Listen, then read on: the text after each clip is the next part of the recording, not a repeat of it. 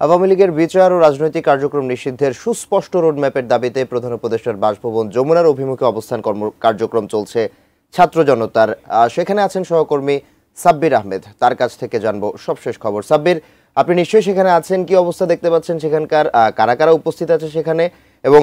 যারা আন্দোলনরতরা কি বলছেন এ ব্যাপারে বিস্তারিত জানাবেন। সাব্বির, নিশ্চয়ই শুনতে পাচ্ছেন?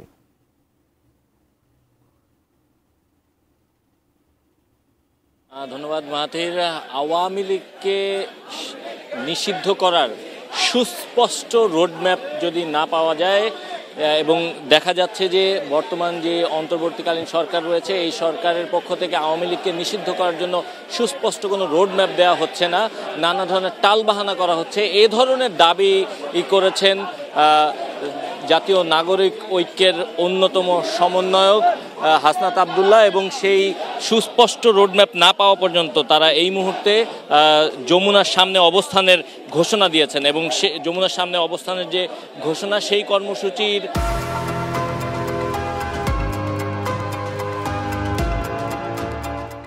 অংশ হিসেবে এই মুহূর্তে আপনারা দেখতে পাচ্ছেন যে ছাত্র জনতার একটি অংশ এই মুহূর্তে যমুনার কার্যালয় অর্থাৎ প্রধান উপদেষ্টা যে কার্যালয় সেই যমুনার সামনে তারা অবস্থান নিয়েছেন এবং হাসনাতের সঙ্গে একই সুর মিলিয়ে হাসনাত যে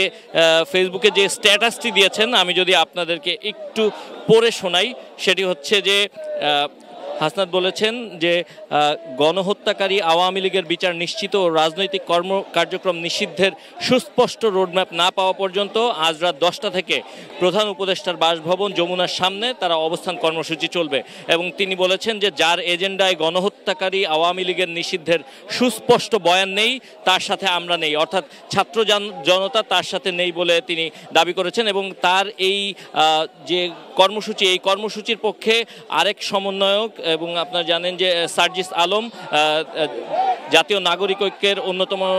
সংগঠক, তিনি বলেছেন যে হাসনাতের সাথে যমুনার সামনে অবস্থান কর্মসূচিতে যোগ দিন এবং 9 মাসে সোজা আঙুলে কাজ হয়নি, এখন সময় আঙুল বাঁকা করার। অর্থাৎ তারা বলছেন যে এই যে অন্তর্বর্তীকালীন সময়ের যে সরকারের যে 9 মাস সময় অতিবাহিত হয়েছে সেই সময় এই 9 মাস সময়ে আসলে সোজাভাবে তারা নানাভাবে এই দাবিটি জানিয়েছেন, কিন্তু এখনো পর্যন্ত এই তাদের দাবিটি মানা হয় না। এই কারণেই মূলত তাদের এই আজকের এই কর্মসূচি। এবং একই সঙ্গে আমি একটু জানিয়ে রাখতে চাই, কিছুক্ষণ আগে আসিফ মাহমুদ সজীব ভুঁইয়া, আপনারা জানেন যে স্থানীয় সরকার মন্ত্রণালয়ের উপদেষ্টা হিসেবে এবং যুব ও ক্রীড়া মন্ত্রণালয়ের উপদেষ্টা হিসেবে যিনি দায়িত্ব পালন করছেন আসিফ মাহমুদ সজীব ভুঁইয়া, তিনি কিছুক্ষণ আগে তার ভেরিফাইড ফেসবুক পেজে তিনি বলেছেন যে নিষিদ্ধ হতে যাচ্ছে আওয়ামী লীগের সহযোগী সংগঠন যুবলীগ ও স্বেচ্ছাসেবক লীগ। সপ্তাহখানেক আগে থেকেই প্রসেস করে সব ফর্মালিটি শেষ করে এখন চূড়ান্ত পর্যায়ে তারা নিয়ে এসেছেন। গণহত্যাকারী আওয়ামী লীগ এবং তার সহযোগী সংগঠনগুলো নিষিদ্ধ এবং রাজনৈতিকভাবে নিশ্চিত করাই হচ্ছে জুলাই গণ অভ্যুত্থানের অঙ্গীকার। অর্থাৎ জুলাইয়ে যে গণহত্যা চলেছে সেই গণহত্যায় যারা সরাসরি অংশ নিয়েছেন সেই আওয়ামী লীগকে নিষিদ্ধের জন্য যে কার্যক্রম সেই কার্যক্রমের যে বিভিন্ন ধরনের যে ফর্মালিটিস রয়েছে সেগুলো যে সম্পন্ন করা হয়েছে সেটি আসিফ মাহমুদ সজীব ভুঁইয়া বর্তমান সরকার যিনি উপদেষ্টা হিসেবে দায়িত্ব পালন করছেন তিনি তার ফেসবুক স্ট্যাটাসে বলেছেন। এবং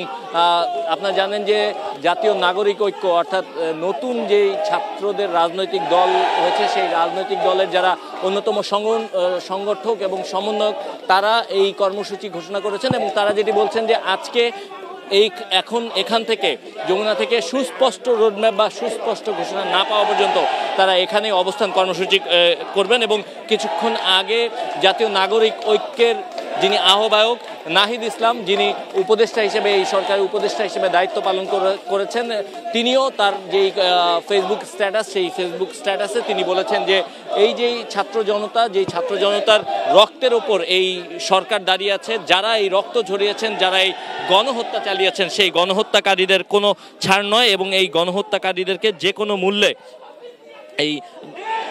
এই গণহত্যাকারী ফ্যাসিস্ট ও খুনি আওয়ামী লীগের বিচার নিয়ে টালবাহানা করা হচ্ছে বলে তিনি দাবি করেছেন এবং তিনি বলছেন যে আওয়ামী লীগের নিবন্ধন বাতিল এবং নিষিদ্ধের ব্যাপারে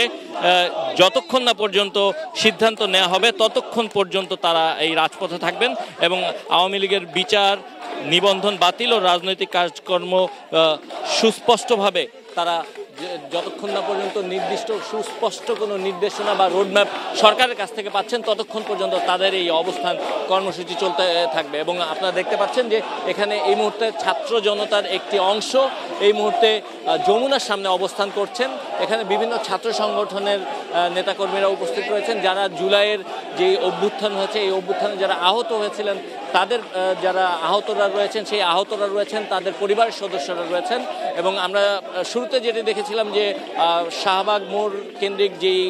ব্যারিকেডগুলো রয়েছে সেই ব্যারিকেড দেওয়া হয়েছিল, কিন্তু পরবর্তীতে ছাত্র জনতার মধ্যে যারা এখানে আসতে চেয়েছেন তার পুলিশ প্রথম দিকে বাধা দিলেও পরবর্তীতে কিন্তু তাদের আর বাধা দেয়নি এবং তারা এই মুহূর্তে এখানে অবস্থান করছেন। তো এই মুহূর্তে এই ছিল